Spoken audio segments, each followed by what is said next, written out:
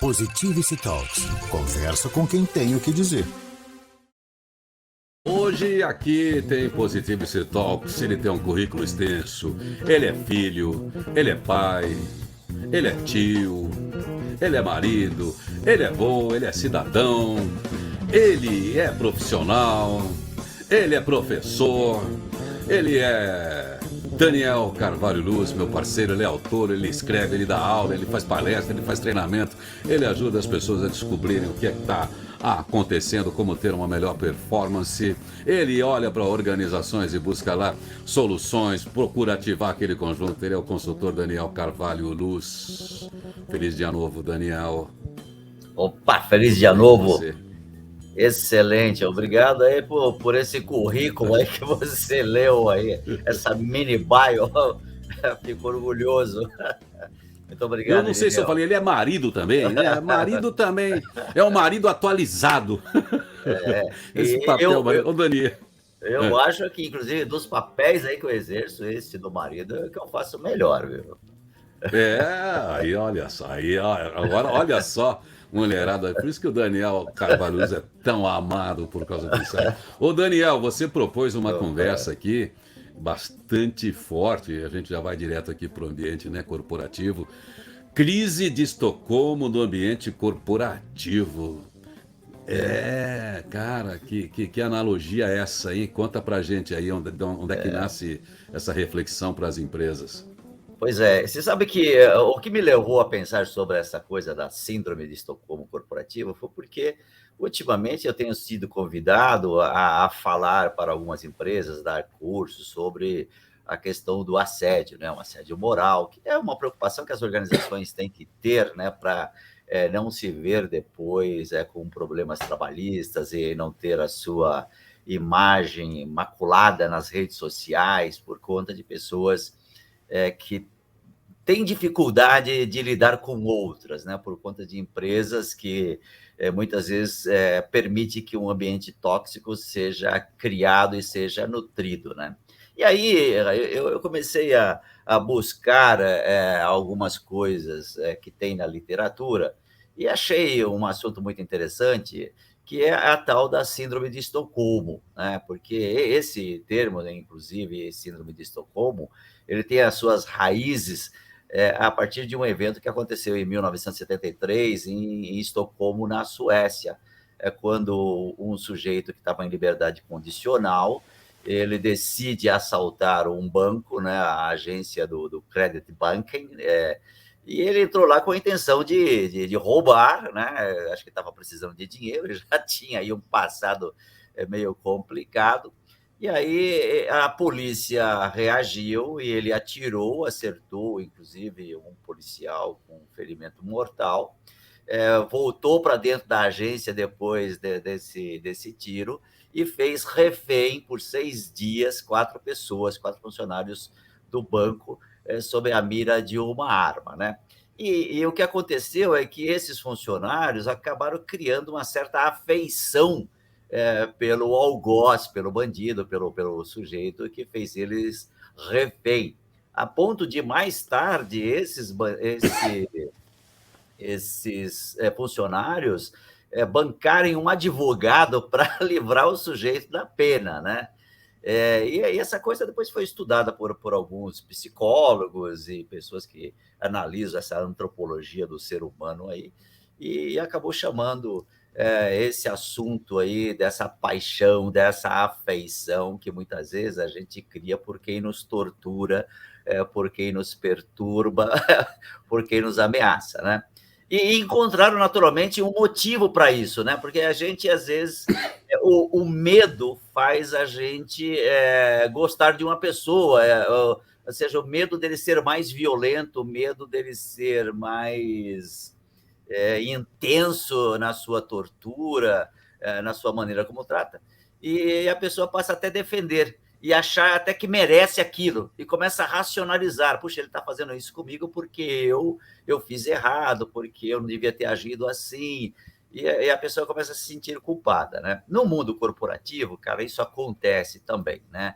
Porque algumas pessoas se encontram em situações como essa, né? De se simpatizar com o algoz, com o vilão, com a liderança ruim, com colegas que faz bullying, né? Porque ele acha que ele é culpado. Geralmente, pessoas que têm uma autoestima muito baixa começam a racionalizar e encontrar justificativa para alguma maldade que está sofrendo, Irineu. Esse é o conceito da síndrome de Estocolmo corporativo. A gente achar que o nosso líder tirano tem razão.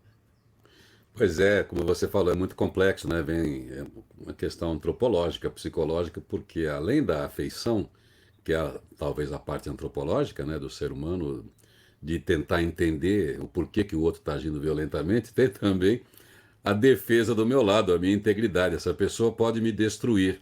Então, por preservação do cargo, por preservação do posto, você vai anulando a sua própria integridade no enfrentar suas posições e sofre essa violência hoje bastante condenável dentro do ambiente corporativo, que são assédio moral, por exemplo, que é essa coisa que algumas pessoas têm de característica pessoal e de caráter de humilhar o outro.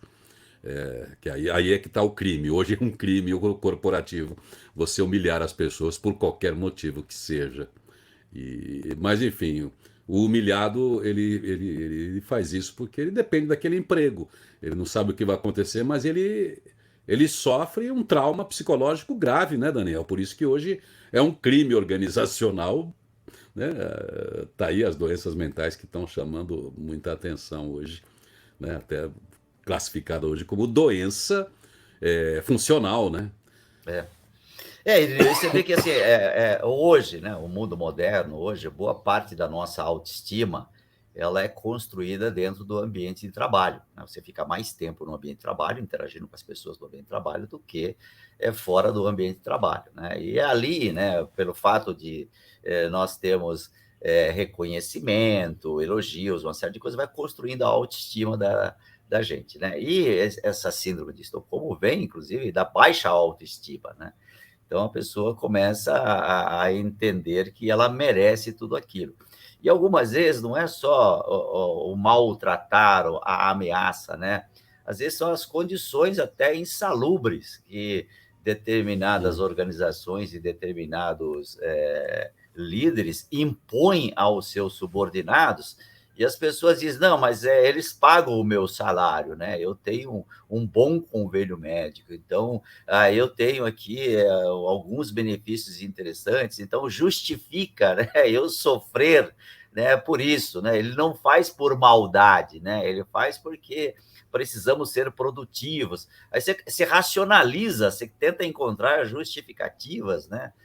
E até coloca a falha em você. E tem muito, não é só no mundo corporativo, você tem, por exemplo, o abuso verbal, o microgerenciamento, a exigência de jornadas longas, exaustivas, e muitas vezes até ignorando o bem-estar e as necessidades emocionais do empregado. E isso acontece muito. E as pessoas, porque ela tem boleto, né, porque ela tem compromissos, porque ela tem uma família para manter, porque ela muitas vezes tem até alguém que tem algum tipo de enfermidade, e você é a pessoa que consegue atender os serviços médicos lá por conta de um convênio que você tem, e aí você vai tolerando, e chega uma hora que você acha que faz sentido, né? O fato da empresa, a organização, aquele chefe te garantir o contra-cheque no final do mês, e você tem o medo de uma eventual rescisão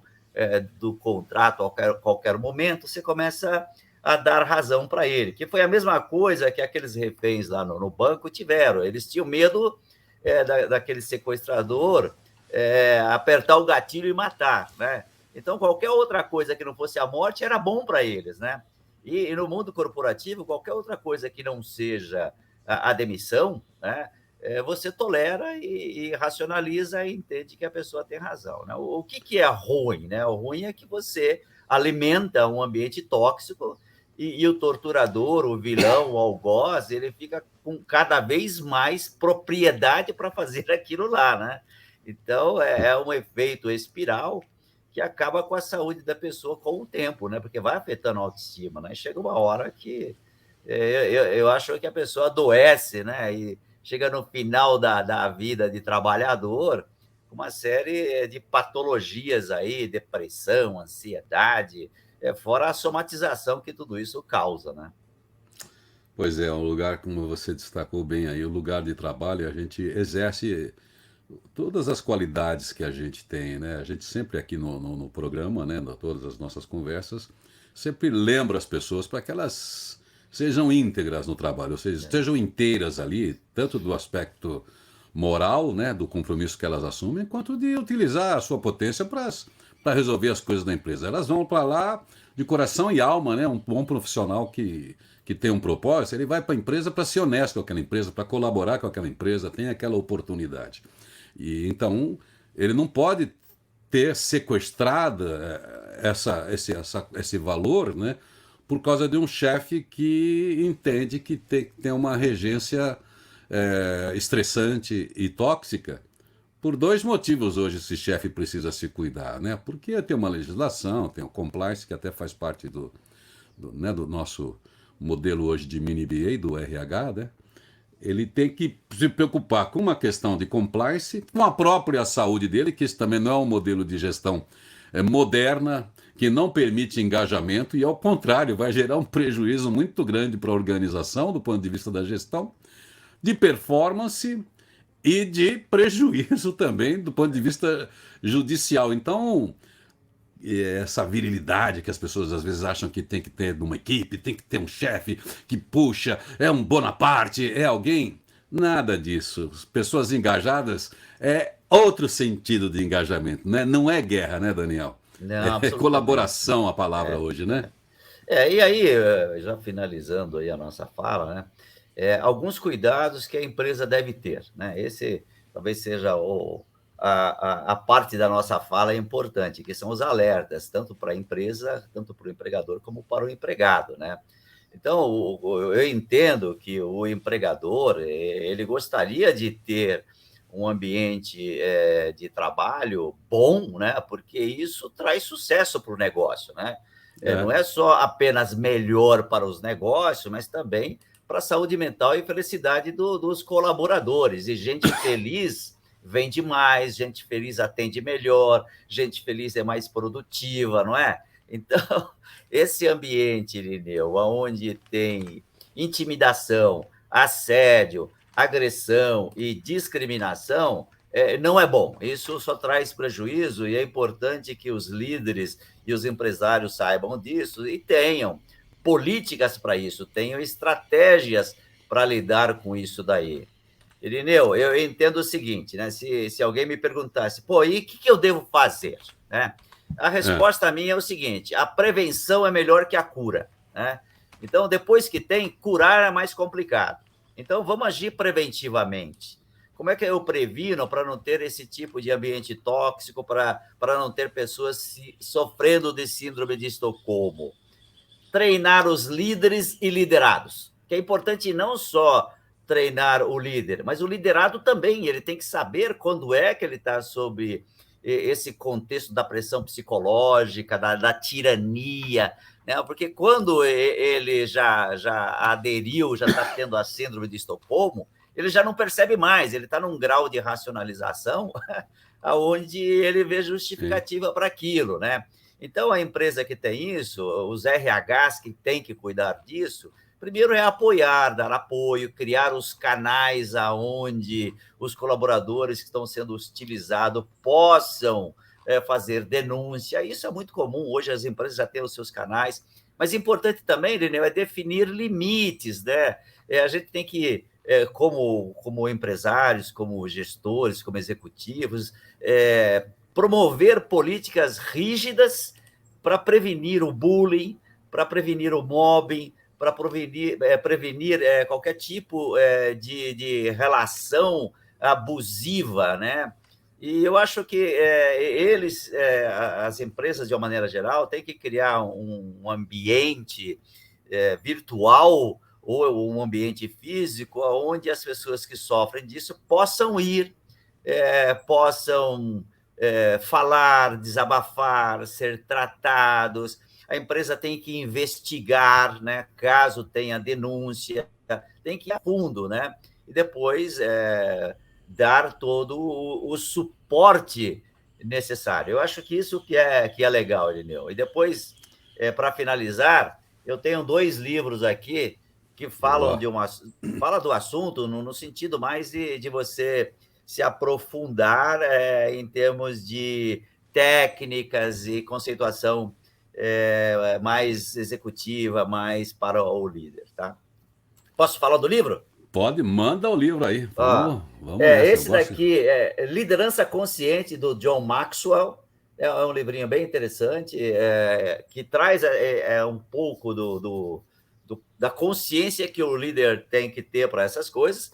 E um que eu gosto muito, eu tenho falado muito sobre isso, é liderando para a felicidade, né?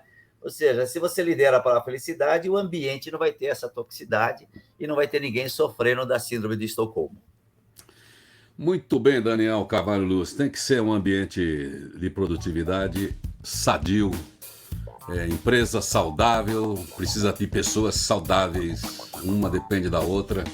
Empresa que não é saudável adoece os colaboradores, e colaboradores tóxicos também adoecem a empresa. Então, é o que você falou, precisa prevenir, precisa detectar quando o vírus está se instalando. E nada como boas conversas, né? Boas reuniões no sentido de ajustes de jeito de fazer as coisas. As empresas têm muito claro o que elas fazem. E as pessoas têm que entender que tem que estar na mesma página de desenvolvimento, de soluções e não de conflitos pessoais. Se tem questões psicológicas, tem que resolver com o terapeuta, né? Não pode fazer o vício da gente, as dificuldades de um colaborador ou de um chefe com o mundo, ou seus problemas domésticos serem o mote deles, né, de ação, porque senão não tem jeito, aí todo mundo perde, né? Síndrome de Estocolmo é um assunto que dá para a gente falar muito, porque a gente se restringiu muito nesse bate-papo aqui ao ambiente corporativo. Mas tem no ambiente familiar, tem na casa, no ambiente doméstico, né? Dá para falar muito aí, que tem muita gente sofrendo aí, achando que tem razão para sofrer. O filho com medo do pai, a mulher com medo do marido, o poder econômico, a decisão, o marido com medo da mulher, enfim, o poder pessoal quando ele oprime o outro. A gente precisa tomar um cuidado, ainda mais quando envolve um afeto tão grande, né? Porque paixão, amor, incondicional, família. Eu sei que as pessoas já estavam pensando nisso, mas é um assunto bem denso. Valeria a pena um dia a gente fazer uma rodada grande da síndrome do Estocolmo nas relações, né, de filho até as organizações, né? De pai para filho até as organizações. Mas é bom pensar isso, né, Daniel? Acho que, antes de mais nada, a gente tem que ter essa defesa e ter esses diálogos internos, porque é assim que a gente acaba tendo uma crítica mais lúcida. Bom, então tudo bem, Daniel. A gente está se encontrando agora, estamos em mais uma série, mais um grupo de Mini VA, RH positivo, né? O futuro do trabalho, o futuro do RH. Essa semana tem, né? É isso aí. Essa semana tem lá mais um, e na sexta-feira tem um curso novo lá, que é para quem atua na área de recursos humanos, que chama-se Recrutando os Melhores. A ciência que tem por trás de você contratar a pessoa certa para a sua organização. Sexta-feira inicia o curso, então as pessoas interessadas entram em contato com a gente aí no meu LinkedIn, e eu dou maiores informações. Abração! Especialmente dirigido às agências de empregos, né? O pessoal do RH é totalmente direcionado aí a essas pessoas, então entra lá. Ou entra aqui no nosso chat, aqui a gente direciona, mas procura o Daniel Carvalho Luz, o auditório da GEINFRA, um auditório muito confortável, a recepção lá é demais, né? Mas enfim, mas é sempre dentro do conceito ali, é sempre em profundidade os treinamentos, então não é de grande público. Então, quando deu 40 pessoas, já fecha ali, porque não tem condição da gente ter um bom aproveitamento, né, Daniel? Com mais pessoas do que isso. Valeu, um Daniel. Conteúdo profundo e muito legal. Abração, Irineu, até segunda! Positivity Talks. Conversa com quem tem o que dizer.